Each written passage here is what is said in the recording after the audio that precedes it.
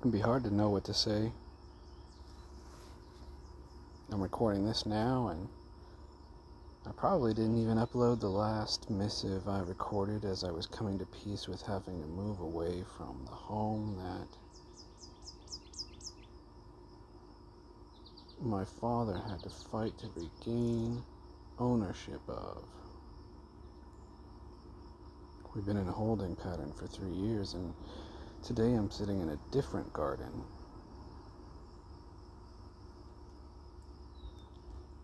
In my father's new house, because we helped him pack up and we helped him move in, and I needed some time to recuperate. It's not on the road as we think about our future.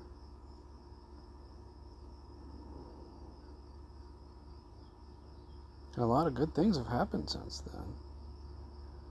I got to have a wonderful conversation with a potential student. I got to go to a very fancy restaurant and talk with this influential educator who has some pretty radical and fun ideas about what this world needs more of. I mean, she's ready to play, and I love that. Our first student ever, Elisa, got in touch with us and let us know that she misses us and that she'd like to continue building and her brand and dreaming about what she could become with some guided mentorship, and that means so much to me.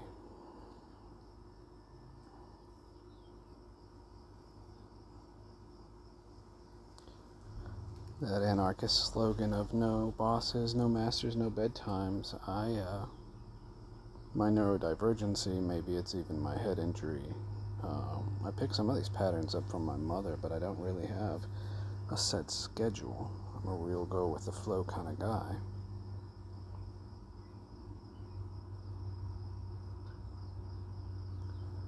I often compare myself to a vampire's ghoul or minion. It's, I wake up just before the sun goes down. I'm a good Guillermo like that. So here I am sitting in the garden reflecting while I was getting dressed and taking a shower and having my first coffee. I was listening to a missive by George Cao. Now, I often ask my students who makes what permissible for you, and George Cao makes this very idea of me talking to this tablet in my lap in a garden. He makes that permissible for me. You can't see me right now. If I do my job, I'll splice in some pictures from around here, but there's not much to see yet. We're still setting up. Maybe tonight we'll have our first fire in the fire pit. It's important to me, actually. We're studying the likes of George Cao and Tad Hargrave,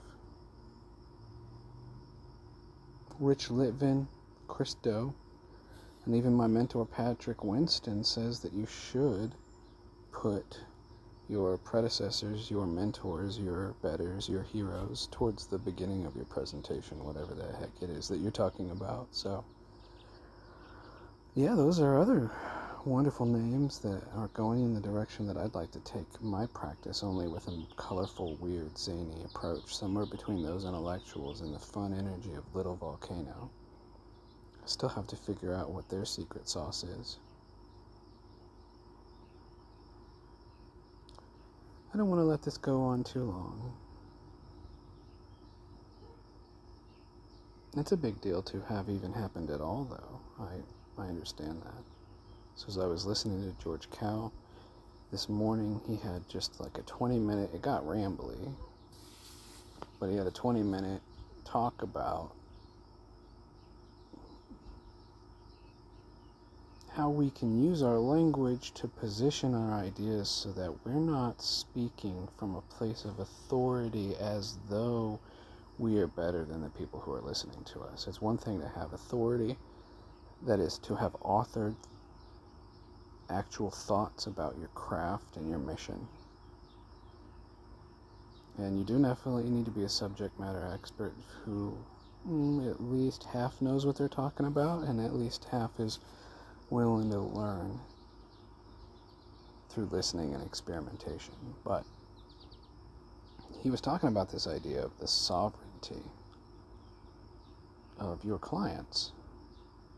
And that is, instead of saying, I'm a genius, I'm a guru, I have this prescription for you, we slow down even further. That's the theme that all my mentors seem to have. You slow down and you give them an opportunity to pause and come to their own conclusions before you then present your perspective. This is a lot like someone I care dearly about. Her name was Shannon. I was talking with her once, and she said one of her speaking modalities is she begins her prescriptions with, if it were my dream. And I've started using that since then. And the students who I hang out with seem to appreciate that. You know, that's me not telling you what to do, but, giving me everything that adds up to me and the experiences I've had and the knowledge I have up until this second. Here's what I might do if I were in your position. We're all living the dream in this big blue world.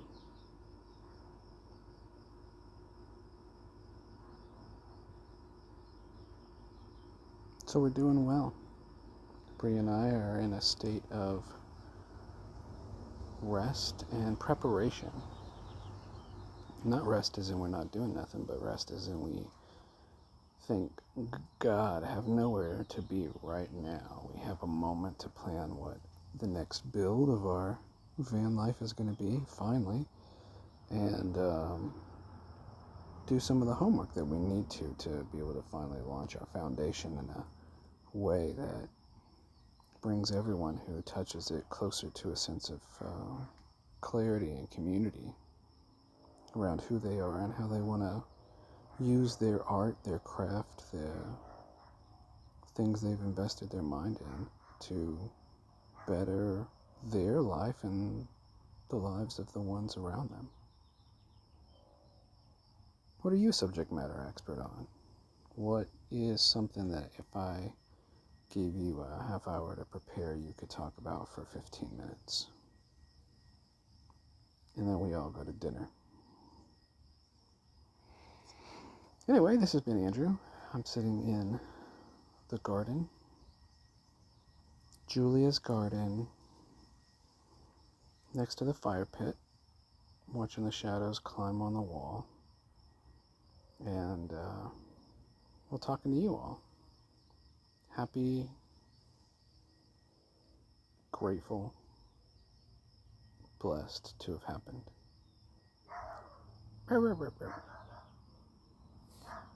As an official Snail Space missive, I'll sign off saying, breathe well, seek water, stay curious, and understand love.